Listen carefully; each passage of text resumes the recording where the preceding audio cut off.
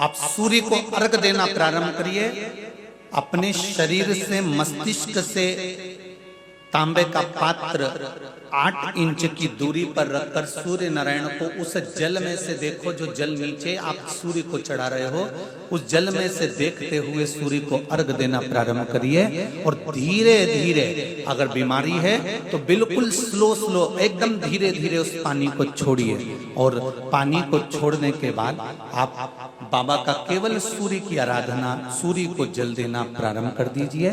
15 से 20 दिन कर कर देखो, धीरे धीरे शुगर और बीपी लेवल में आना प्रारंभ हो जाएगी। अर्घ तो दो,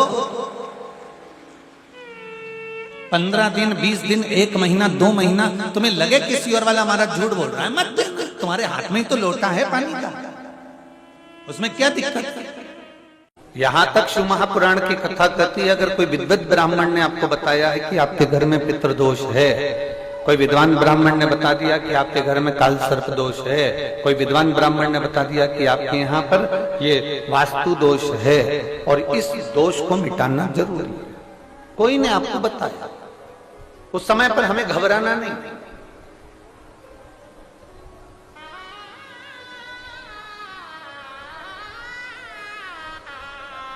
उस समय में घबराने का क्रम नहीं है।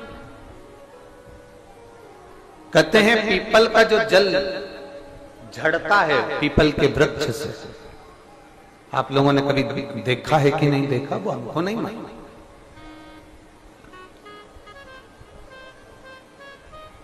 कितना भी अगर कोई वास्तु दोष बता दिया, पितृदोष बता दिया, काल सर्प दोष बता दिया, कितना भी अगर कोई दोष बता दे, तो पीपल का जो जल वृक्ष में से झड़ता है, कभी कभी आप उसके नीचे हाथ रखकर देखना, थाली रखकर देखना, उसमें पत्थर पर देखना, तो वहां पर भी पानी के निशान आपको मिलेंगे, बूंद के निशान मिलेंगे।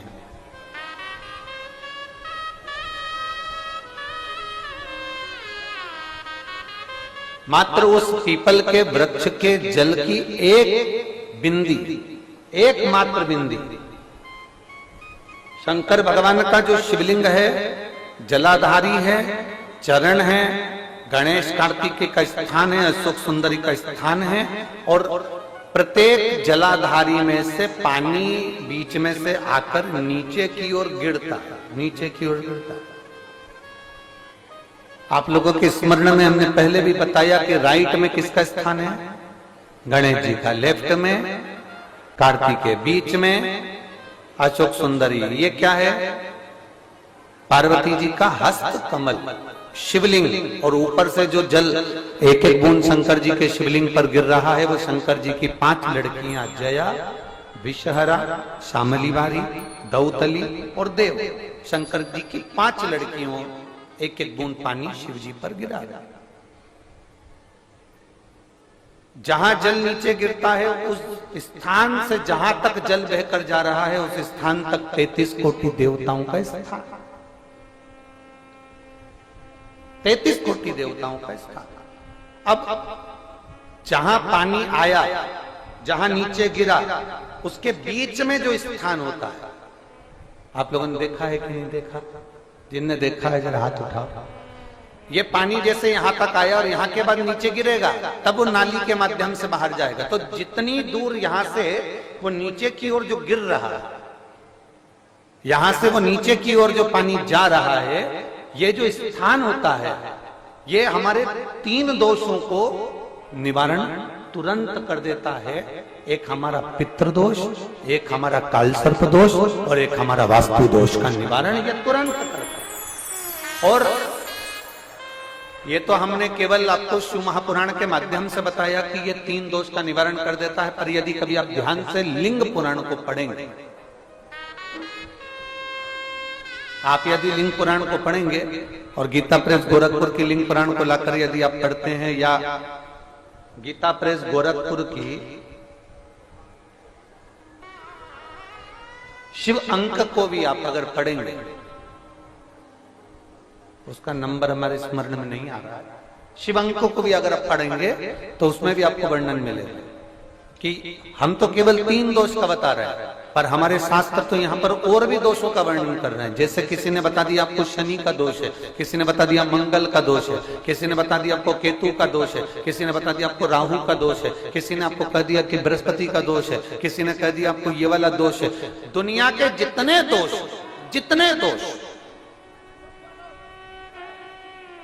पीपल के वृक्ष के झड़ता हुआ जल की एक बूंद का स्पर्श, भले वो सूख गई हो, उसका एक स्पर्श मात्र जहां पानी नीचे की ओर गिर रहा है उतनी परिधि, उतनी जगह के बीच में जहां से पानी गिरता है, बस उस स्थान पर अगर वो उंगली अपना नाम और गोत्र का स्मरण कर कर भी लगा दी जाए और एक लोटा जल चढ़ा दिया जाए तो ये जितने दुनिया के दोष हैं वो अपने आप समाप्त हो ही जाते हैं। शंकर की बोल बम का नारा है। और अच्छे से समझ लो, जरा ध्यान में आ जाए आप लोगों के, नहीं तो गलत कर बैठो तो बहुत स्मरण रखिएगा। शिवलिंग जलाधारी में से पानी बहता है, नीचे की ओर जाता है। जितना मोटा शिवलिंग की ये जलाधारी होती है उसमें से पानी जहां नीचे गिरता है, जितनी भी मोटी हो उसमें कहीं पर भी आप बिंदी लगा सकते, कहीं उस स्थान पर आप कहीं पर भी उस बिंदी को लगा सकते। कोई कह दे तुमको कि तुम्हारा मंगल गड़बड़ है, कोई कह दे तुमको तुम्हारा राहु गड़बड़ है, कोई कह दे तुमको तुम्हारा केतु गड़बड़ है, कोई तुमसे कह दे तुम्हारा बृहस्पति गड़बड़ है, तो समझ लेना कि हमारे ग्रह की दशा को सुधारने के लिए ये जो स्थान है, बस उस स्थान पर एक बिंदु एक। अब आज के जमाने में आपने देखा होगा, जब से आप शंकर जी को जल चढ़ाना प्रारंभ करें, जब से आपने शिव महापुराण की कथा सुनना प्रारंभ करी, तब से आपने सुना होगा कि कोई भी अब ज्यादा आपको सुनने को नहीं मिलता कि वास्तु दोष हो गया, कि पितृदोष हो गया, कि कालसर्प दोष हो गया। इसके पहले का जो समय था, उस समय किसी को भी पत्रिका दिखाओ, किसी के पास भी जाओ, वास्तु दोष, कालसर्प दोष, पितृदोष, ये सारे दोष चलते रहते थे। पर तुमने जो एक लोटा जल शंकर भगवान को समर्पित करा, तुम्हारा चढ़ा हुआ जल उसी स्थान से नीचे गिर रहा है जहां हमने बिंदी लगाने का बताया, वहां से नीचे गिर रहा है, तो तुम्हारा दोष जल चढ़ाते चढ़ाते अपने आप वो दोष समाप्त होता चलेगा। सारी समस्या का हल एक लोटा जल। आप जो भगवान शंकर को समर्पित कर रहे हैं, आप भगवान शिव को जो दे रहे हैं, उसमें एक मूलता का भाव प्रकट। बहुत ध्यान देना। कई लोग पूछते हैं महाराज जी क्या घर में शंकर जी का शिवलिंग रख सकते हैं? रख सकते हो, मना नहीं है। जिसके घर में शंकर का शिवलिंग रहता है उसके घर में कभी बड़ा रोग प्रवेश नहीं करता। शंकर का शिवलिंग हो, पर शिवलिंग का भी प्रमाण है साहब। घर में जो भी मूर्ति होती है, जमीन, ये जमीन है, इससे अंगूठे को उठाकर देख लो, हाथ को, बस इतनी बड़ी मूर्ति, प्रतिमा, स्वरूप घर के अंदर होना चाहिए, इससे बड़ी नहीं। क्योंकि बच्चा जितना छोटा होता है उसको उतनी व्यवस्था कम करना पड़ती है। बच्चा जब बड़ा हो जाता है व्यवस्थाएं बढ़ती चली जाती। और निवेदन है, आप अपने घर के कमरे में दूसरों को अलाउ नहीं करते। करते हो क्या? जेठानी का लड़का आया तुम्हारे कमरे में आकर बैठ गया, देवरानी का आया या ननंद के छोरा छोरिया आए तुम्हारे कमरे में बैठ गया, तुम्हें अच्छा लगेगा? चल निकल बाहर, निकल। अपने कमरे में तो बच्चे कहते हम कहां जाएं? दादी के कमरे में जा। क्योंकि बेचारी दादी का कमरा तो पंचायती। अपने कमरे में कोई नहीं होना। और ले देकर केवल एक भगवान का कमरा ही ऐसा होता है, भगवान का मंदिर एक ऐसा होता है जिसमें सब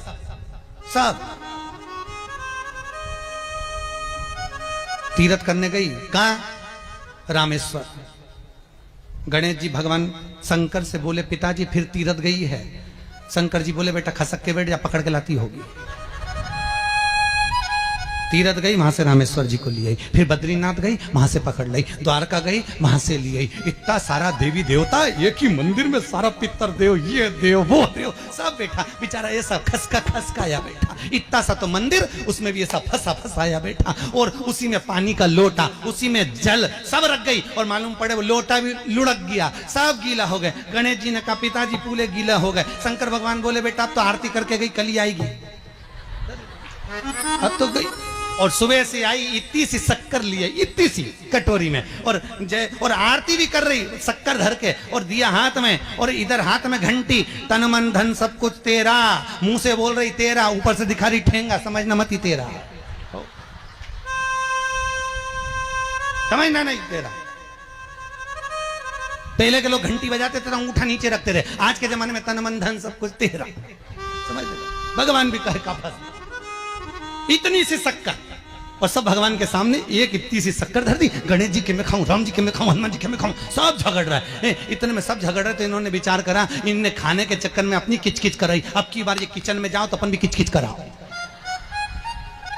अब सारे पंडितों से पूछती फिर रही, महाराज घर में शांति नहीं, घर में शांति नहीं। अब महाराज जी के कहीं मालूम कि क्यों शांति नहीं, जब देवताओं का किचकिच कराएगी तो तुझे कौन छोड़ेगा, जाकर किचकिच।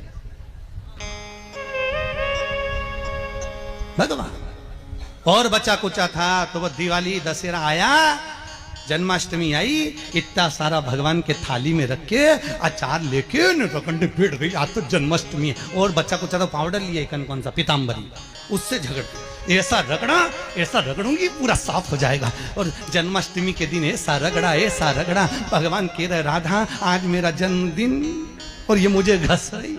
भगवान बोले अब घस लेने दे। राधा जी बोली कोई बात नहीं, बाद में मैं उपटन लगा दूंगी प्रभु, अब इसका जन्मदिन आने, जैसी करनी वैसी भरनी। अब खुद का जन्मदिन आया, शादी की सालगिरह आई, पति के साथ जा रही थी मंदिर में दर्शन करने, स्पीड ब्रेकर पे से एसी फिकाई, सब दूर से घस आई। 4 दिन तक हॉस्पिटल में पड़ी रही, सब मिलने आए, जी कैसे हो गया, मेरा तो बताओ मंदिर जा रही थी और घिसा गई। भगवान बोले तूने मेरे जन्मदिन पे घसा, तेरे जन्मदिन में मैंने घसा, हिसाब बना, और घस ले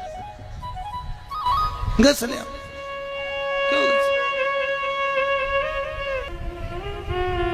भगवत भजन चित्त वृत्ति में परमात्मा में भाव होना चाहिए। निर्मल मन सो मोहि पावा, मोहि छल छिद्र कपट ना भावा। भगवान कहाँ कहते मुझे कुछ चाहिए। गाय नहीं मिले इनको रोड पे, और पहली रोटी गाय की, और वो गाय नहीं मिले तो रोटी किसको दे। अब कह भी नहीं सकते कि पड़ोसन के खिला दे, है? अब बोले सो तो पूछा उसने करें क्या। मैंने कहा माँ एक काम करो बस, तुम पहली रोटी गाय की बनाती हो ना, उसकी जगह पर मत बनाओ, प्रयास करना जब 1 महीने की रोटी एक बनती है 1 दिन की, तो कितना आटा लगता है, उतना आटा एकत्रित करना, और कभी किसी भूखे को उसका भोजन बनाकर खिला देना, उतना ही पुण्य तेरे खाते में आ जाएगा, उतना पुण्य आ जाएगा। पर भूखे से मतलब ये मत रखना कहीं आज के जमाने में किसी भिखारी को रोटी दो तो लेता ही नहीं साहब,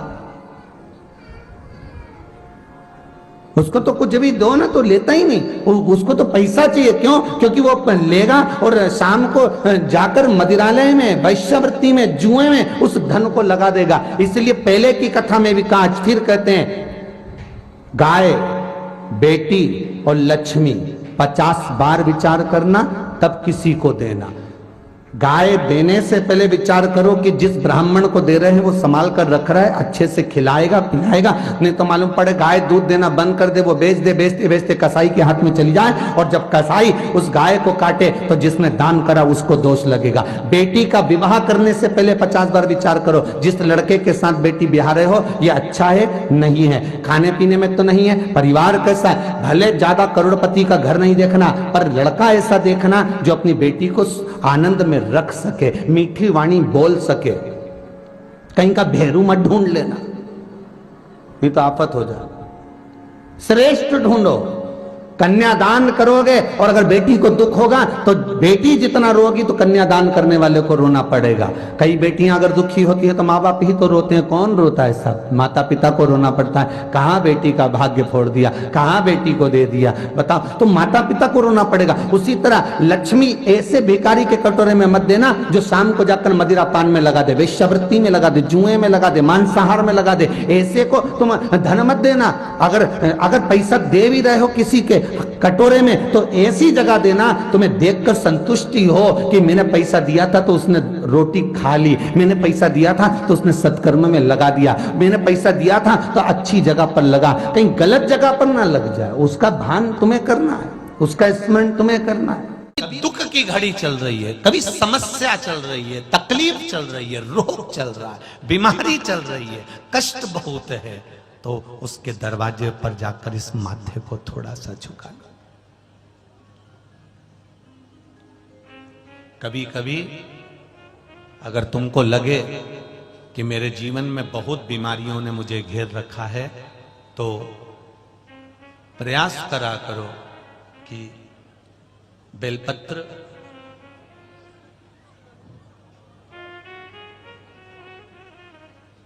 जो ये बेलपत्र होती है, इस बेलपत्र की जो ये डंडी होती है, इस बेलपत्र को अशोक सुंदरी वाली जो जगह होती है वहां पर इसका चढ़ाकर डंडी का जो भाग है वो शिवलिंग की ओर हो जाए, और यहीं से जल चढ़ाते चढ़ाते चढ़ाते चढ़ाते अशोक सुंदरी से जल चढ़ाते चढ़ाते ओमकार जैसा, ओमकार जब हम अशोक सुंदरी से चालू करेंगे तो वो जल पहले गणेश जी के पास जाएगा, फिर वापिस अशोक सुंदरी के पास आएगा, अशोक सुंदरी से कार्तिकेय के पास जाएगा, कार्तिकेय से महादेव के पास जाएगा। ऐसा ओमकार जैसा जल, जब तुम्हें लगे कि बीमारी बहुत घेर रखी है और बहुत बीमारी ने घेर लिया, कोई किडनी, कोई लीवर, कोई बहुत शरीर में कष्ट, कोई रोग बीमारी, या कहीं तुमको ऐसा लग रहा है कि मेरा गर्भ 20 साल हो गए, 22 साल हो गए, संतान नहीं, तब भी इस प्रयोग को जरूर करिएगा। डंडी का मुख शिवलिंग की ओर, पत्ती का मुख अशोक सुंदरी की ओर, जल चढ़ाते समय अशोक सुंदरी से धार चालू कर कर गणेश जी पर, गणेश जी मालूम है ना सबको कहां गणेश जी होते हैं, कहां कार्तिकेय होते हैं, एक बार समझ लो उसको भी अच्छे से।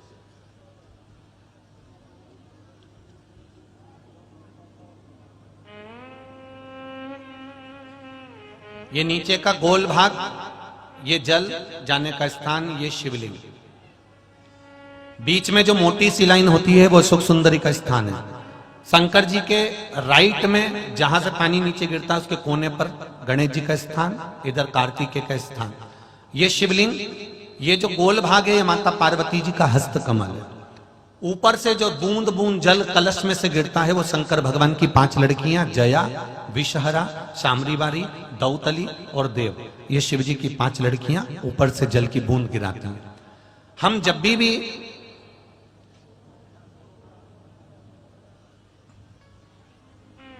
अगर इस कार्य को कर रहे हैं तो बेलपत्री जो चढ़ा रहे हैं वो अशोक सुंदरी वाली जगह पर बीच में चढ़ा दिया, डंडी का मुंह के दर जल चढ़ाना यहीं से चालू करा, यहां से गणेश जी पर गया, गणेश जी से अशोक सुंदरी पे आया, अशोक सुंदरी से कार्तिकेय पर आया, कार्तिकेय से देवादिदेव महादेव पर आया। ये ओम बिंदु जल है, इसको हरिओम जल भी कहता है।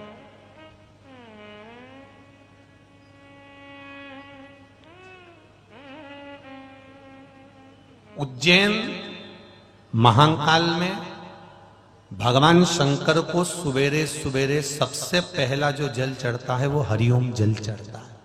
आप कभी भी उज्जैन वालों से जाकर पूछना, भस्म रमैया मंडल से पूछना, या उज्जैन के किसी एक व्यक्ति से पूछना, या वहां के पंडा जी से पूछना कि हरिओम जल कब चढ़ता है, तो वो कहेंगे सबसे पहला जल सुबह का हरिओम जल चढ़ता है। इसको हरिओम जल भी कहते हैं। ये रोग निवारण के लिए, पुष्प की सुगंध भी नहीं है,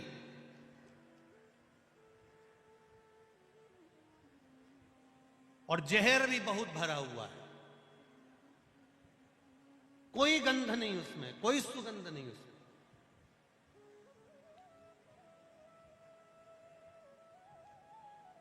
केतकी, केवड़ा, चंपा, ये तीनों जब एक सभा में बैठते थे तो इन तीनों के चेहरे पर एक साधारण से पुष्प को देखकर हंसा करते थे, जिस पुष्प का नाम था कनेर का पुष्प, पीला कनेर। मैं आस्था चैनल के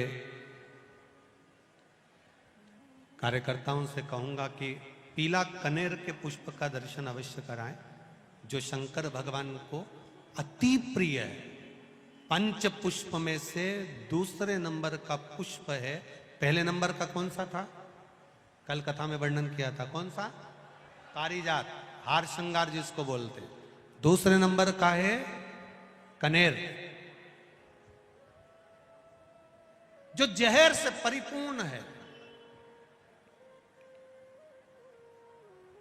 पीला कनेर, टीवी के माध्यम से आप दर्शन कर रहे होंगे, फेसबुक यूट्यूब पर कथा को सुन रहे हैं तो उस पर देख रहे होंगे। एलसीडियां जो लगी हुई हैं, एलईडियां, उस पर भी आप लोग आराम से दर्शन कर रहे होंगे। पीला कनेर, केतकी, चंपा, केवड़ा, जो कि पुष्पों में प्रबल पुष्प हैं, बड़े सुगंधित पुष्प हैं।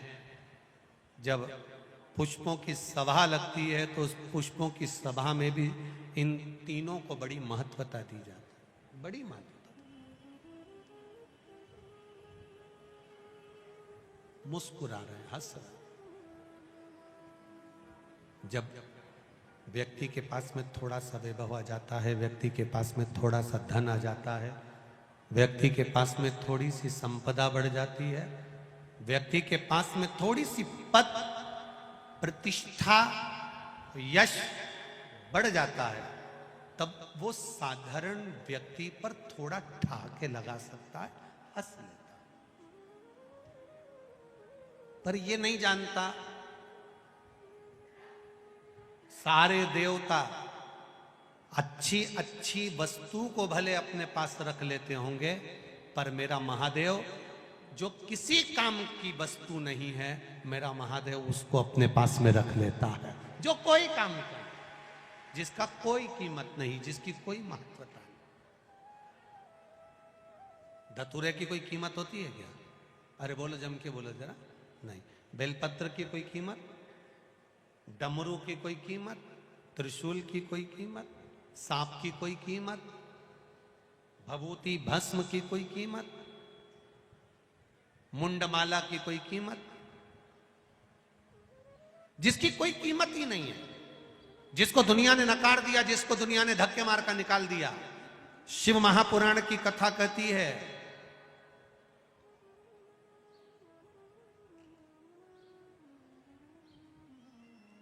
दुनिया धक्के मार दे चलेगा, संसार के लोग धक्के मार दे चलेगा, कोई दिक्कत नहीं, क्योंकि दुनिया की तो आदत है। जो बच्चा माँ की गोद में पड़ा रहता है वही माता की छाती पर लात मारता है। ये तो रीति है। कथा कहती है, एक मांग का टीका, एक चप्पल और एक छाता, ये तीन चीजें किसी के भी प्रयोग में नहीं लेना चाहिए। किसी की दूसरे की मांग कर या दूसरे की लेकर इसका प्रयोग नहीं करना। एक किसी की चप्पल हो, पादुका हो, या किसी का पांव का जूता हो, चप्पल हो, आपकी चली भी गई ना तो आपको टेंशन नहीं लेना, गई ना कोई बात नहीं। पर महाराज बड़ा दुख होता है, 500 की थी, टेंशन महाराज, चली गई जाने। वैसे तो हमारा शास्त्र कहता है, जब भी तीर्थ करने जाओ, किसी पवित्र नदी के तट पर जाओ, संतों के पास जाओ, गुरुजन के पास में जाओ, भगवंतों के पास में जाओ, देवालय शिवालय जाओ, या किसी सतमार्ग की ओर आगे बढ़ रहे हो, तो पांव में पादुका होना ही नहीं चाहिए। क्यों? क्योंकि आधा चित्त, आधा मन, आधा टेंशन तो आपका उस पादुका में लगा रहता है कि भाई है कि गई, आधा टेंशन तो वहां लगा रहता है, ध्यान लगा रहता है बार बार। कई बार चली भी जाती है और जाने के बाद कितना टेंशन होता है कि अब मैं किसकी ले जाऊं। चिंता तो व्याप्ति है, ऐसा नहीं कि चिंता नहीं व्याप्ति होता है। तो यहां पर हमारा सनातन धर्म कह रहा है कि एक मांग का टीका, एक पादुका और एक छाता। इसलिए हमारे सनातन धर्म में जब किसी का मृत्यु हो जाती है, या कोई किसी के घर में कोई उद्यापन करता है या कोई बड़ा आयोजन करता है या कोई पूजन कराता है तो उसमें पद की महत्वता होती है। उस पद में दो चीजें बड़ी खास होती है, एक पांव की चप्पल और एक छाता। आपने देखा होगा कि अगर कोई समाप्त भी हो गया, मर भी गया, तो उसके बाद में जो पंडित जी को सामग्री देते हैं उसमें चप्पल, जूता या फिर छाता और वस्त्र, जनेऊ आदि का आदि, गौमुखी, माला, लोटा, गीता जी और ये सभी चीजें प्रदान करी जाती। पर शास्त्र कह रहा है उसका कारण क्या है, क्यों देते हैं ब्राह्मण को कि भैया ये हमने यहाँ तुमने उद्यापन करा है, इसमें ये पद दिया गया है, हमने कपड़े भी दिए हैं, उसमें जूता भी रख दिया, चप्पल भी रख दिया, छाता भी रख दिया। छाता और चप्पल की महत्वता क्यों कही गई? क्योंकि ये दो चीजें ऐसी हैं जिसमें काल समाया होता है। जब हम किसी को ये प्रदान करते हैं तो ये मानकर करते हैं कि हो सकता है हमारे जीवन में कोई दुख हो, तकलीफ हो, कष्ट हो, रोग हो, बीमारी हो, वो इसके दान करने से समाप्त हो जाए।